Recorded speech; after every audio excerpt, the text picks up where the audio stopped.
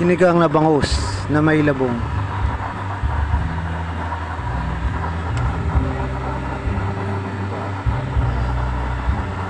Bangus.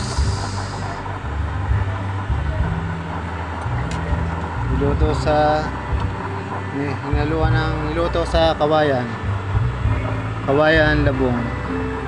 Kapag magluto po kayo nito, palalambutin nyo muna ng 20 minutes ang labong bago nyo ihulog ang isda.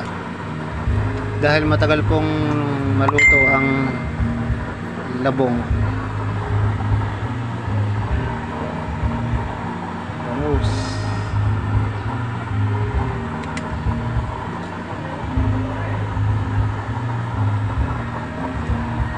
Tapos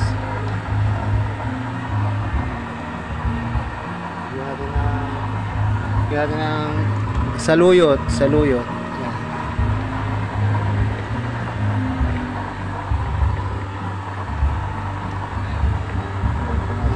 Bubog.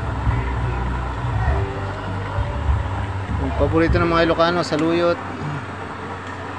At mabuti sa katawan, mayaman sa vitamins at minerals. Kaya lang natin kumulo.